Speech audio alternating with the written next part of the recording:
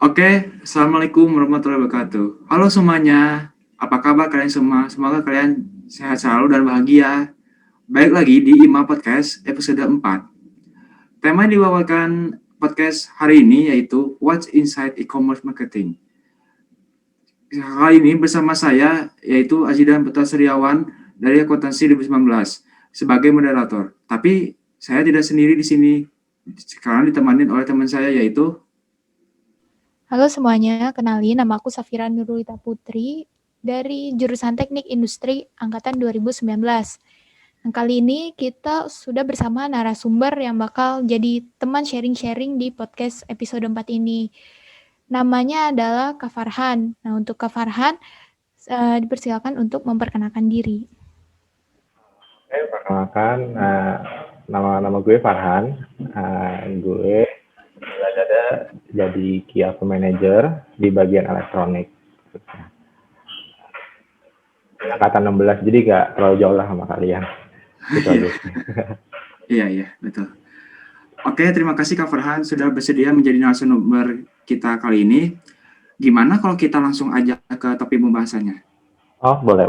Ini saya nunggu Safira moderatornya ini jalan apa? Saya langsung ke materi aja. Saya nanti tanya ke kakak. Iya Kak, kita langsung mulai aja ya sekarang. Iya. Saat ini kan kakak lagi ada di Lazada nih posisinya sebagai Key Customer Manager ya. Kalau boleh tahu nih Kak, bisa gak sih kakak deskripsiin jobnya itu seperti apa? Terus apa aja skill yang perlu diperlukan untuk menjadi seseorang yang berada di bidang Key Customer Management itu? Oke. Aku mulai nih ya. Ya. Jadi pertama-tama yang kalian butuhin sebagai Key Account Manager atau Key Customer Manager itu yang pertama-tama kalian punya skill sales dan marketing. Itu yang pertama. Yang kedua, kalian harus punya skill negosiasi yang tinggi. Karena ini pekerjaannya di Key Account Manager itu adalah kayak kita tuh menjembatani antara brand atau mungkin usaha yang mau jualan di Lazada sama dengan perusahaan kita Lazada itu sendiri. Jadi kayak misalnya Key Account tuh let's say ada brand A. Brand A itu mau jualan di Lazada. Nah, saya sebagai Key Account Manager yang menjembatani antara dia yang mau jualan di Lazada dengan perusahaan saya Lazada itu sendiri. Kayak misalnya saya yang memanage penjualannya, saya yang memanage promosinya gimana, terus saya yang memanage bagaimana saya harus nyetok barangnya harus berapa banyak, kurang lebih seperti itu sih untuk gambaran besarnya ya sebagai siap. Jadi skill yang paling dibutuhin yang paling utama itu sales dan marketing, lalu negosiasi karena negosiasi itu jadi dibutuhin kalau misalnya kayak kita kayak setelah misalnya ada target penjualan dari brand misalnya untuk menjual 1.000 unit nanti kita dapat bonus apa gitu. Nah bisa nanti ada proses negosiasi antara pihak saya Lazada dengan brand itu sendiri.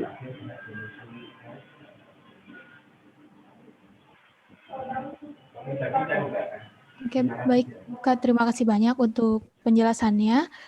Uh, saya sekarang penasaran nih Kak, kan tadi itu berkaitan dengan marketing.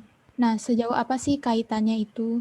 Apakah uh, posisi kakak ini juga merancang gimana teknik marketing yang sebaiknya dilakukan untuk Lazada untuk menggait customer, bukan hanya untuk menggait seller yang akan bergabung gitu?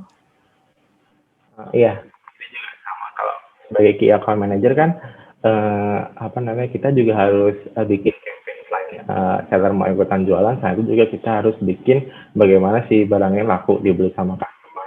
Nah, biasanya itu kita ada tim sendiri lagi, cuman kita yang ngerancang misalnya untuk masalah pricingnya, di harganya, atau mungkin ikutan di campaign di tanggal berapa. Nah, itu yang kita ngatur.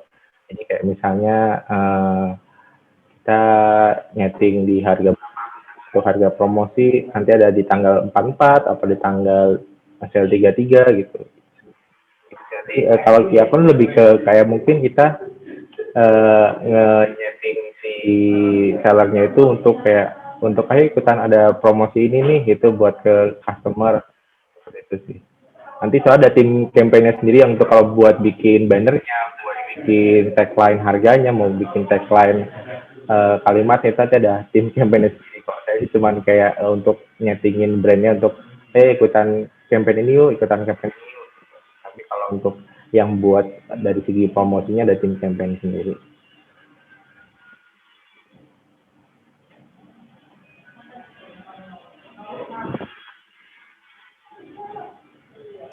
Barangkali Kak, misalkan ada yang belum tahu marketing itu seperti apa gitu. Jadi sebenarnya tuh marketing tuh kalau dari besar ya, kalau misalnya kalau dari besar tuh kayak bagaimana marketing tuh bagaimana si kita ini sebagai marketernya atau orang yang memasarkan, jadi bagaimana si barang atau produk ini bisa ke deliver sampai ke konsumen, misalnya kayak kadang kan konsumen masih belum paham nih, ini barang nih apa sih sebenarnya gunanya buat apa, manfaatnya apa, atau misalnya kelebihan dan kekurangannya apa. Nah, itu fungsinya marketer atau kita untuk menyampaikan, mendeliverkan nilai-nilai yang ada di produk tersebut, misalnya kekurangan kelebihannya apa, itu manfaatnya apa. Jadi sehingga pada saat konsumen ingin membeli tuh, oh saya udah tahu nih, ini gitu loh. Nah, fungsinya marketing itu untuk kayak meyakinkan dan kalau bisa meningkatkan awareness terhadap brand produk itu sendiri. Jadi seperti itu ya Kak. Iya. Tapi kalau misalkan keterkaitan atau relasi antara si Key Account Manager dengan marketing itu seperti apa hubungannya gitu? Oh, hubungannya, karena kita kan di sini marketing mungkin lebih ke arah salesnya kita ya. Jadi bagaimana di sini kita misalnya di sini boleh sebut brand merek ya sih, nggak apa lah ya. Kalau misalnya saya kan megang Samsung nih di sini. Nah, misalnya let's say Samsung tuh kayak, aku ada produk baru loh, mau jualan HP A, B, C, D gitu. Sedangkan, nah mereka kan butuh tuh namanya channel untuk memasarkan produk. Nah, biasanya langsung ngehubungin ke kita nih, ke key account manager. Jadi kayak, kalian jual ini ya, tolong kalau bisa pasarin HP A, B, C, D ini supaya nanti kayak laku bisa sekian unit gitu. Nanti kalau laku sekian unit, kalian dapat komisi nih gitu dari kami. Key account manager tuh lebih kayak ada marketingnya, tapi dia lebih ke arah salesnya gitu sih. Mungkin kita kayak memasarkan barang itu supaya biar kayak jualnya banyak gitu. Kak, gimana sih caranya Lazada itu menentukan marketing apa yang sesuai sama produk yang tadi dipasarkan itu? Misalkan kan tadi Kakak sudah sebutkan kalau Kakak ini pemasarannya Samsung ya. Ya. Nah, gimana caranya Lazada tahu Lazada ini harus memasarkan produk Samsung itu dengan cara yang seperti apa? Oh ya, oke. Jadi biasanya di Lazada sendiri ada timnya tuh, ada temanya gitu ya. Misalnya kadang kayak ada hari Senin apa, Selasa apa. Biasanya tuh kalau untuk tag itu biasanya di hari Selasa ada Tech Tuesday, itu di mana kita kayak di hari Selasa biasanya ada promosi jualan HP, laptop, atau device elektronik gitu di Tech Tuesday. Nah, biasanya kita di hari Selasa itu kita khususin untuk jualin barang-barang elektronik tersebut. Jadi biasanya Lazada tuh kayak ada tema-temanya sendiri untuk kalau misalnya hari Senin mau jualan apa, Selasa mau jualan apa, Rabu jualan apa, Kamis jualan apa gitu. Nah, biasanya nanti si Lazada ini menggunakan teknik tersebut karena di sisi kita sendiri kan udah ada algoritma sama ada ini ya, kita tahu nih, oh kira-kira hari ini tuh emang usernya yang penggunanya tuh banyak kan dari kalangan apa gitu. Jadi kita tahu misalnya kalau mau untuk mempromosiin barang elektronik, cocoknya di hari Selasa. Kenapa? Biasanya di hari Selasa itu banyak-banyak anak-anak muda yang lagi nge-search sesuatu di Lazada. Jadi lebih efektif gitu kalau menurutku. Jadi Lazada biasanya ada tema-temanya sih. Selama seminggu tuh biasanya ada tema-tema khusus untuk jualan barang-barang. Oh, seperti itu ya Kak. Aku kira Key Account Manager itu tuh ternyata manajer akuntansi, ternyata bukan gitu yang aku kira. Ya bukan, jadi kayak kita garis besarnya jadi kayak ini kan kayak kamu nih, kalau kamu jadi key account manager, kamu tuh yang ngurusin kayak misalnya kamu ngurusin Samsung, kayak Samsung saya maunya gini gini gini, oh ya udah, iya aku yang ngurusin di Lazada, dia mau jualannya kayak gimana, mau jualan barang apa, terus mau pakai promosi yang mana, harganya gimana, nah kamu yang ngurusin semua itu nanti di ke situ sih. Berarti ada relasi antara penjual sama ya itunya e-commerce ya gitu. Iya, benar-benar. Dikira aku tuh ternyata aku manajer tuh ngitung akuntansi aja. Oh ternyata salah pengertian. Kalau untuk ngitung akuntansinya, iya ada juga Aizan, karena kita kan harus ngitung tingkat salesnya juga tuh. Nah, Iya, selain sales kan juga harus bikin forecasting nih, kira-kira kan tuh menyangkut sama stok barang juga. iya. Misalnya let's say gini, bulan ini aku cuma bisa jual 1.300 HP. Terus Hmm. dengan harga sekian gitu. Oh berarti ke depannya kira-kira aku harus nyetok berapa HP lagi nih, karena kita nggak boleh kan namanya sampai out of stock atau nggak sampai berlebihan stok, karena kalau kita kelebihan stok kan barang yang akan lama di gudang kan nilainya makin lama makin turun. Nah Iya. kalau bisa kita nanti ini, soal aku juga lulusan akuntansi sih kan, jadi Sama kan Kak, aku juga jurusan akuntansi. nah, ya itu adalah ilmu akuntansi yang kepake dikit, kayak kita bikin forecasting, kita berapa, habis itu kita harus nyetok, siapa yang nyetok itu barang berapa dengan harga apa, jadi kita tahu ada kayak livo gitu deh. Dan Oh, iya. Intinya mah apa namanya ada akuntansinya juga tapi tidak terlalu banyak ada yang dipakai gitu. ya nggak terlalu banyak, karena kita di situ lengkap kalau pihak manajer kan harus bisa marketing kan, harus bisa sales, bisa accounting juga. Jadi kayak karena kan dia lebih ke kayak orang yang ngurusin brandnya ya, jadi kalau kalau itu emang multi ini sih, multidisiplin kerjaannya. Itu kalau menjadi kayak manajemen itu dia dari bawah dulu atau gimana? Ada pelatihan training seperti apa gitu misalkan. Iya, untuk di Lazada sendiri kan aku baru join di account manager di selama 4 bulan ya. Karena dulu aku di tim campaign. Terus setelah ini pindah karena promosi. Ada sih kayak karena kan kita sebenarnya enaknya di e-commerce adalah semuanya kan pakai teknologi nih kita. Semua pakai, ada toolsnya, ada sistemnya dan lain-lain. Jadi untuk mempelajarinya pun nggak sulit. Jadi kayak biasanya nanti di hari seminggu pertama adalah kita punya supervisor gitu, atau punya manager, dia yang kayak ngarahin kita, kamu pakai tools ini buat ini, kamu pakai tools ini pakai buat ini. Nanti di Lazada sendiri juga ada kayak manualnya cara pakai si sistemnya itu sih. Biasanya kayak seminggu sih dikasih pelatihan cuma bentar. Karena kalau menurut saya di e-commerce itu, kalian ini mau dari jurusan apa aja, selama kalian paham teknologi, maksudnya kan kalau zaman sekarang siapa sih yang nggak paham teknologi kan? Selama kalian paham teknologi dan emang mau belajar sama sistem, itu oke sih, karena di tempatku key account manager banyak banget, ada yang dari teknik, ada yang dari kadang ada yang dari sastra juga. Jadi selama kalian ngerti paham sama itu oke.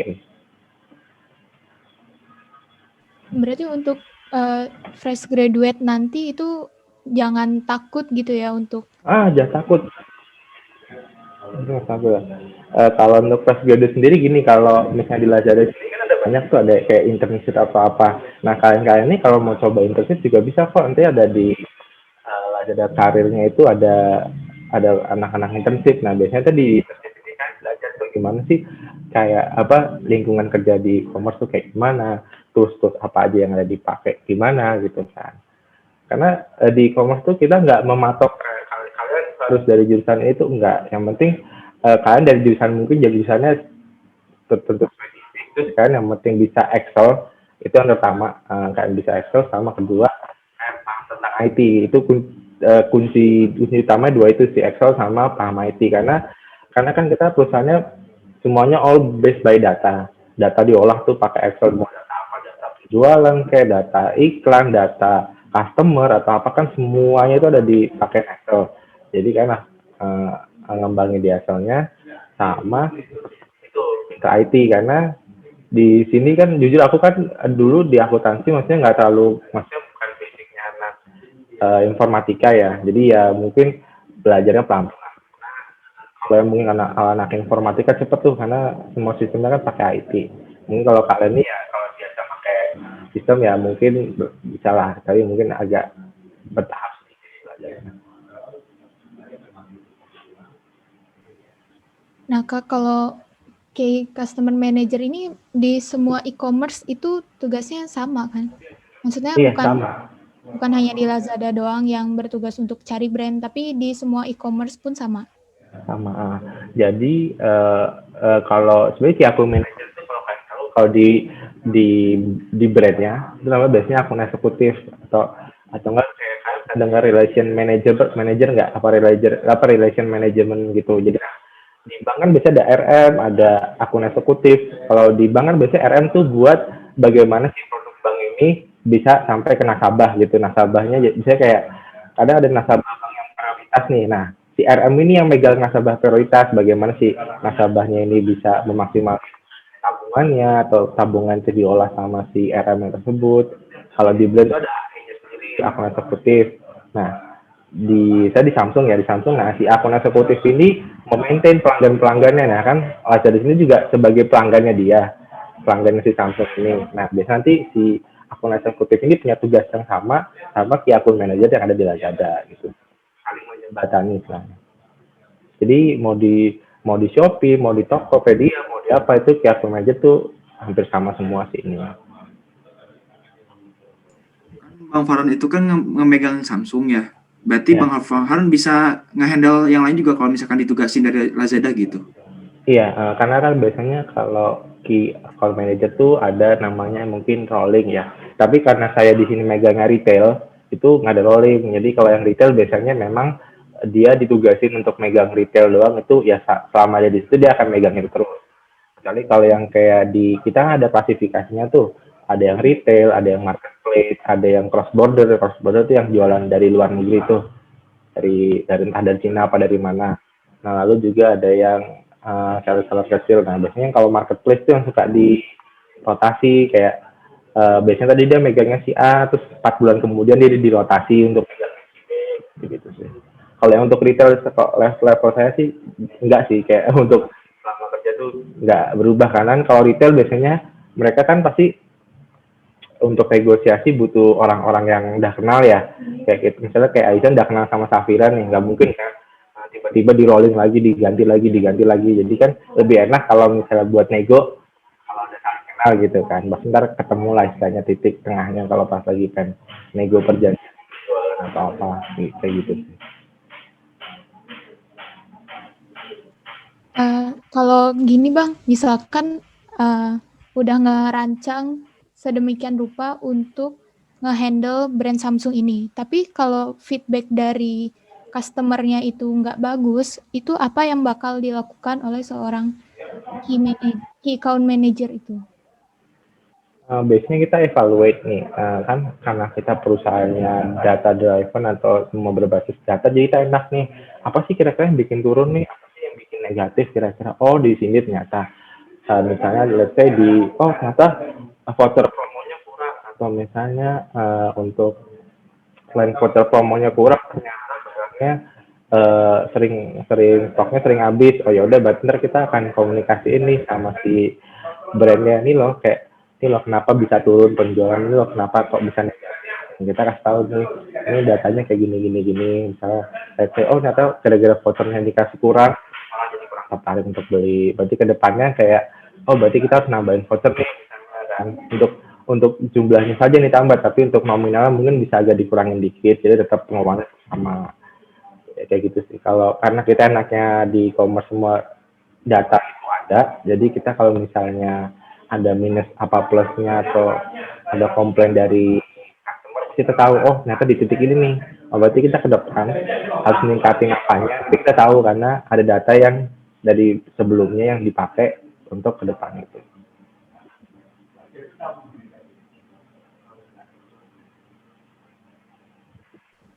Oh gitu Bang. Terus ada nggak sih Bang konsekuensi yang diterima dari e-commerce itu dari brandnya, misalkan karena penjualannya nggak sesuai target, jadi e-commerce itu kena semacam sanksi gitu dari brandnya. Oke, kalau sanksi sih enggak ya, maksudnya enggak sampai dihukum tuh enggak. Biasanya kalau kita tuh justru malah ini sih, cuman kalau misalnya nggak nyampe penjualan atau tingkat penjualannya nggak nyampe itu kita nggak dapat bonus kayak misalnya back margin gitu.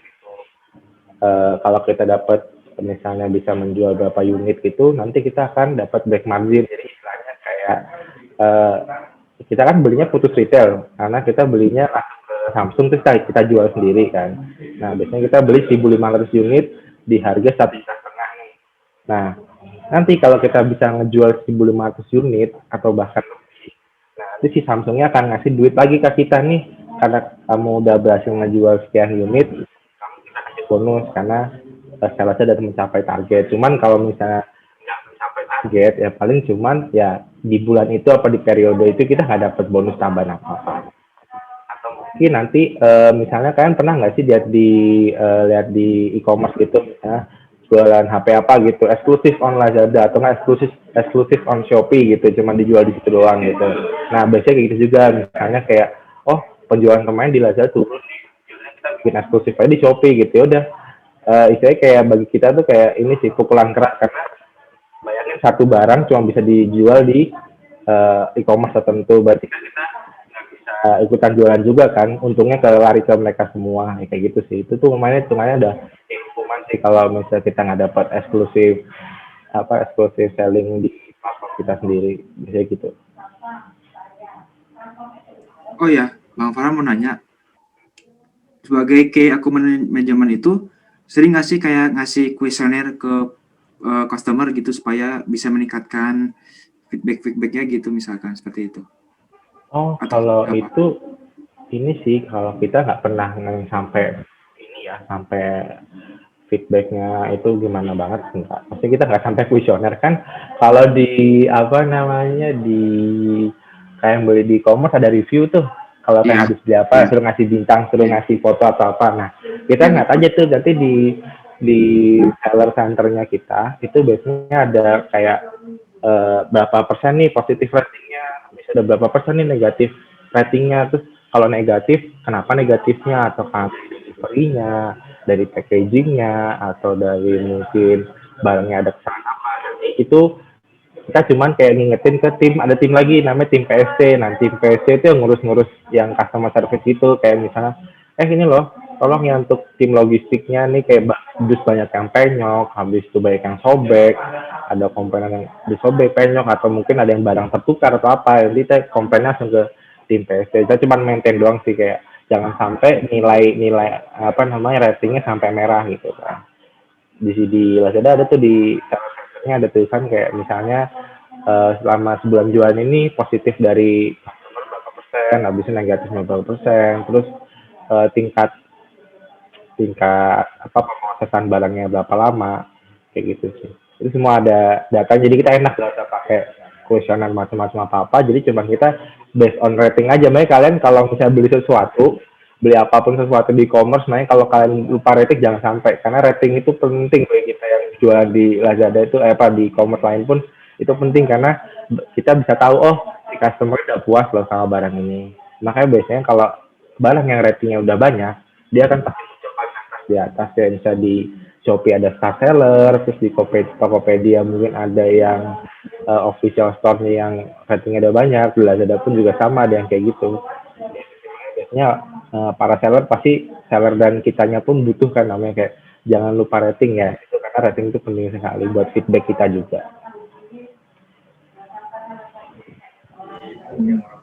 Oke Bang, tadi udah jelas banget nih penjelasan dari Bang Farhan.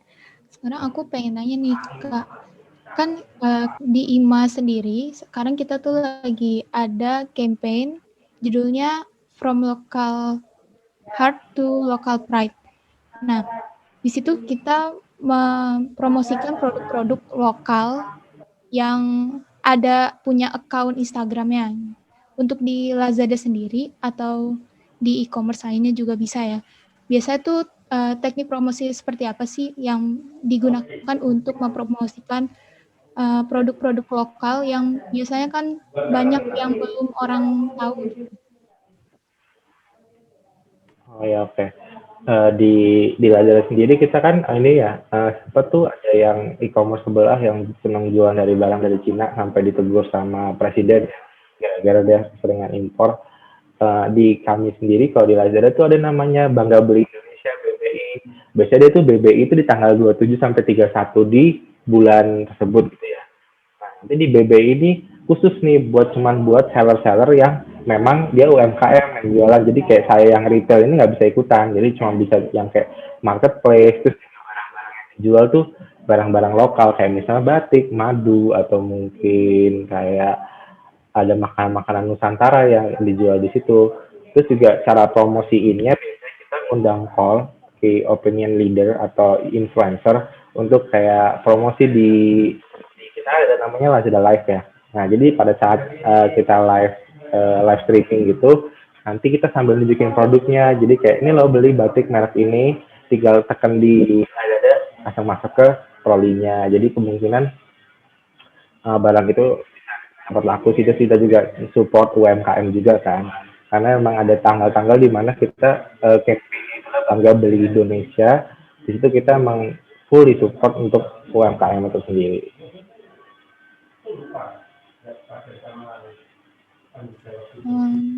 Oke Bang, cukup jelas nih. Makasih banyak buat infonya, karena saya Ya. juga jadi baru tahu banyak hal sih setelah Bang Farhan cerita. Saya jadi tahu kalau ternyata tuh e-commerce tuh yang membutuhkan brand untuk bisa bergabung menjadi partnernya, dan juga ternyata key partner itu benar-benar yang nge-handle semuanya ya. Iya, untuk Karena nge-handle brand maksudnya brand tersebut ya, nggak maksudnya yang semuanya yang ada di brand tersebut, bukan semua brandnya. oh iya, dan juga e-commerce ini sebenarnya walaupun dia menjual produk dari luar negeri, tapi dia juga nggak lupa untuk selalu memberikan perhatian khusus untuk produk lokal, seperti dibikin campaign dan seperti dibikin acara-acara lainnya yang berhubungan dengan untuk mempromosikan produk lokal. Itu sesuai banget sih sama acara yang kali ini lagi kita ada ini di IMA, lagi ada campaign produk lokal. Karena kita waktunya juga sudah cukup lama, Kak Farhan boleh gak kasih closing statement buat teman-teman yang nonton podcast ini, tentang apa aja terserah. Boleh tentang gimana kerja di e-commerce atau apa aja skill yang kita butuhkan. Boleh Kak? Ada limit waktu nggak sampai jam berapa gitu batasan biar aku nyesuai. Kita masih ada sisa 10 menit lagi. Oh ya. Jadi untuk closing statement dari saya sih buat kalian semua yang bentar lagi mungkin masih agak lama ya untuk lulusnya ya. Pokoknya nanti persiapin aja karena di kita sendiri kan udah mulai masuk revolusi industri 4.0 ya, di mana sudah pakai internet, pakai teknologi, uh, internet. Itu kalian yang paling kalian kuasai itu adalah satu sistem atau software, kedua itu Excel atau yang berbasis dengan data, karena data itu sangat-sangat penting ke masa depan. Terus ketiga itu kalian seenggaknya jangan pernah terpaku sama satu hal, misalnya kayak Azidan nih kuliah di akuntansi.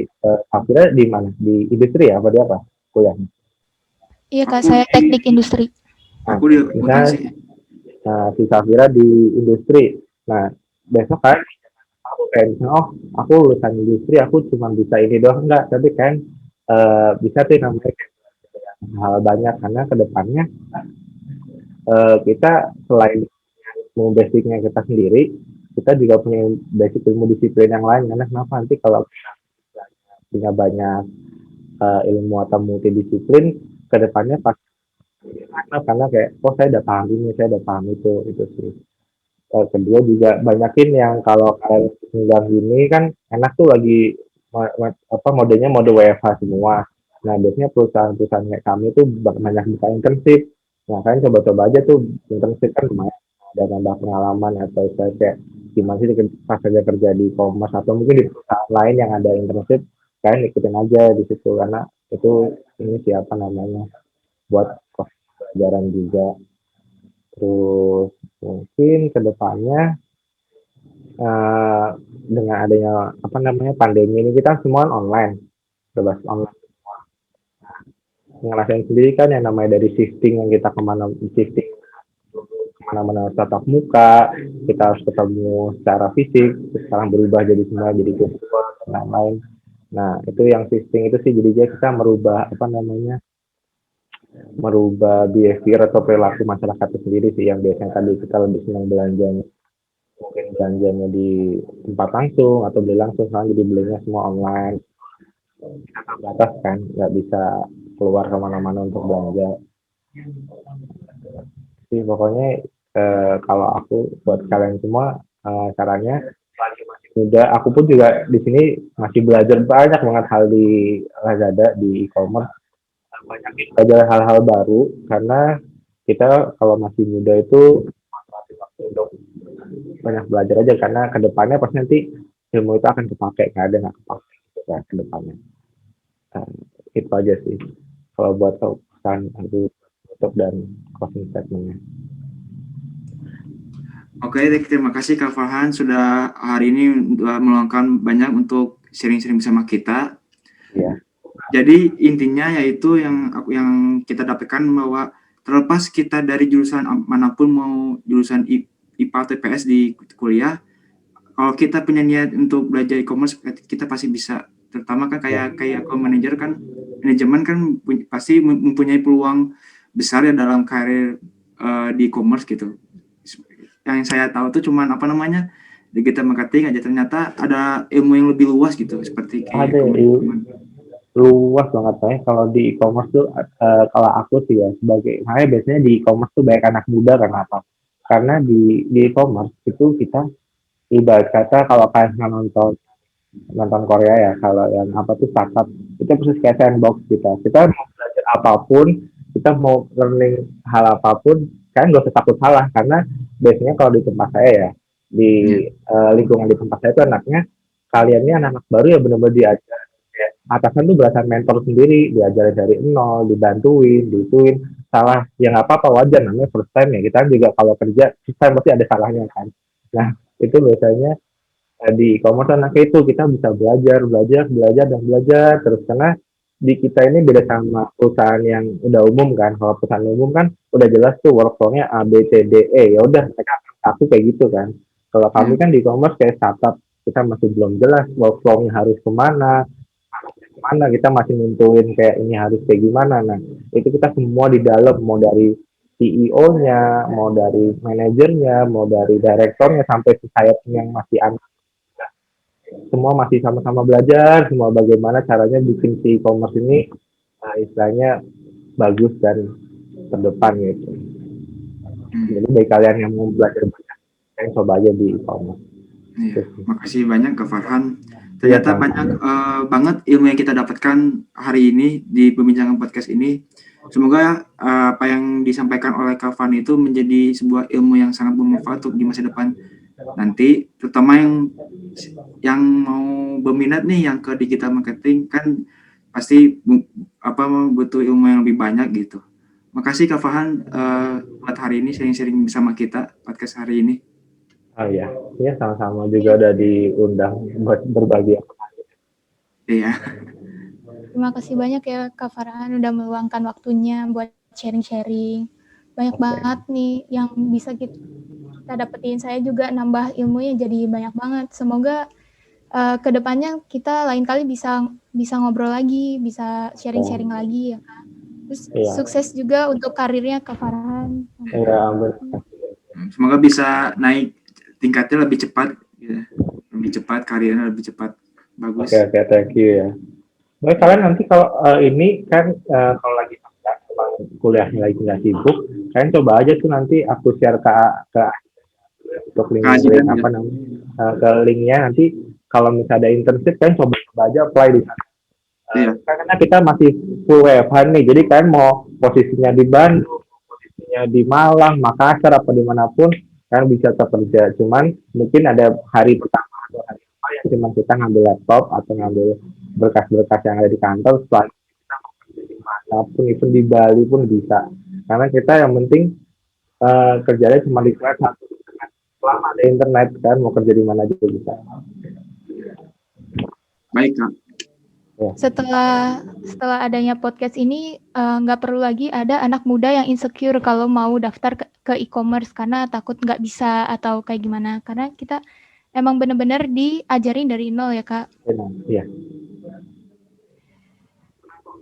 Kita Mentor terima kasih masih itu banyak. seumuran sama kita semua kok. Misalnya saya aja atasan saya masih kelahiran 95, jadi sama saya nggak terlalu jauh kan, saya 98, jadi kayak bener dialog gue bahasanya pokoknya kayak enak banget deh, kayak di kayak kalian lagi sama temen-temen aja, kayak nggak usah singkan-singkan manggil kayak apa namanya, kayak harus pak bu atau apa, kayak lo gue kayak nama kayak temen sehari-hari sih gitu.